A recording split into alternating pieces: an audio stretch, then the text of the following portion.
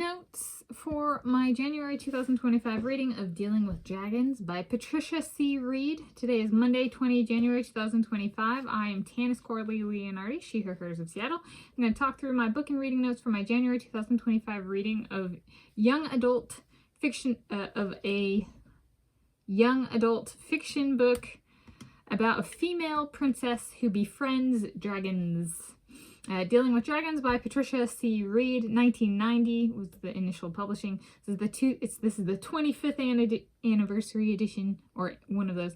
2015 HarperCollins Publishers edition.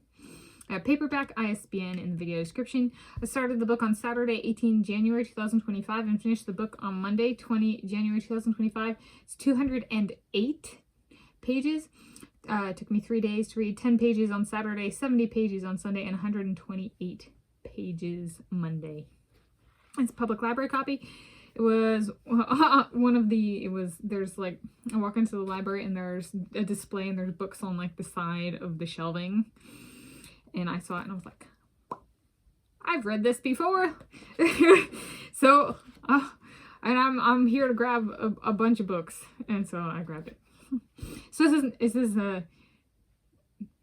I've read this before this reading. And anything else? No. The book notes including construction and design. So it's just kind of full text pages. Looks like this. We got pages. Let's do like an example spread. Page 204. Page number at the bottom to page 205, page number at the bottom, and then just text. So it's relatively stripped down kind of formatting. And then the chapters were, there's kind of a scroll with the number and then kind of like a summary or synopsis or the plot line of what happens in the chapter. So a little bit different for chapter titling, which is kind of fun to read and be like, all right. You get a sense of the humor of the author with that kind of approach that came through. And yes, okay, reading notes. So it's about a princess. And if I'm recalling correctly, she's the 7th of 7 princesses in a family. And she looks different than the other daughters. And so there's a bunch of stuff they're supposed to do, kind of like in terms of their culture, in terms of the prince coming to get the princess. And she takes up a few of them, and then the parents are kind of like, but don't do that. And so she ends up being like, all right, I'm going to go volunteer to be with the dragon. Because there are princesses, so a lot of the norm kind of she finds out is princesses will get sent to be with a dragon to have the man come and rescue her. And she volunteers instead. So and this came out, this was initially published back in 1990. So she volunteers to be with the dragon, and so she goes and kind of explore, and she meets a number of dragons and ends up with her dragon being the princess of the dragon Kazul, spelled K-A-Z-U-L, not to be confused with the city of Kazan. And Kazul is a female dragon, and so it's kind of, she meets other princesses who get tied with dragons, or tied with they're with dragons, and they came to be with their dragon through different reasons, and she befriends. So the princess's name is Cimarine, spelled C-I-M-O-R-E-N-E, and she befriends one of the princesses she becomes friends with has apricot colored hair, like the fruit apricot, Eleonora. And so, and they kind of become friends. And then there's, the wizards are kind of a tampering group of individuals in this book, and kind of view themselves as free to roam and kind of disregard other people's rules and stuff like that. And so there's a dynamic there. And then the king of the dragon dies, and somehow her dragon becomes the new king. So it's a female king. And I thought this was kind of a fun book to read. Multiple times I've read this book, and I would say I have a better respect for it now, having had a female advisor for research in science. So I did 2 undergraduate theses, and one of my advisors was a female.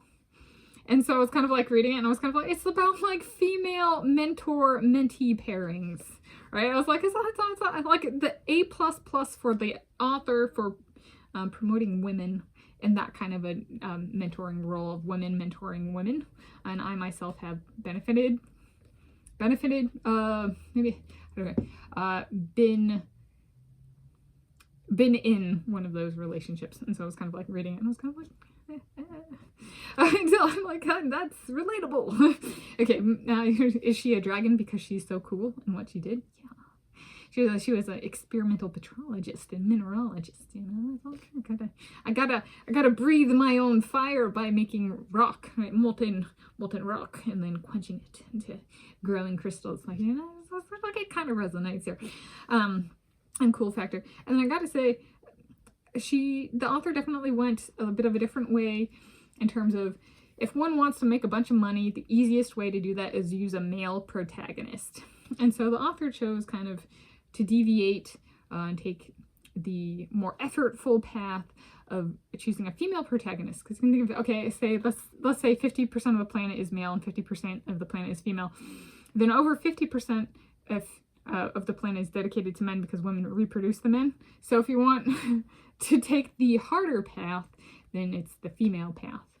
You can think of it as like a person having female only offspring is the more difficult path because it's easy to appeal to either men and or women who have had men, like male offspring at least, of number at least one or more, right? Human offspring. So this is definitely the harder path, and so good job for her for doing that. In my own family, of my generation, the generation above me, and the generation above that, the only people who have had only female, so no son, male, human offspring are my parents. So, yeah. So there's a little bit of, so this book, all right, this resonates, and then I go, for my, you know, only female offspring future, if I do have human offspring, do I make sure that each of my female offspring get a dragon? Is that how their prince is gonna come and get them? Would their soulmates be interested in the actual, like, scaly dragon? I don't know. Anyway, it gets the imagination going, if nothing else. So in conclusion, it marked full book number 5 for me for the 2025 year. I read it all the way through page 208. Yep. And I'm Tanis Coralee Leonhardi, she, her, hers of Seattle, and thank you for joining me.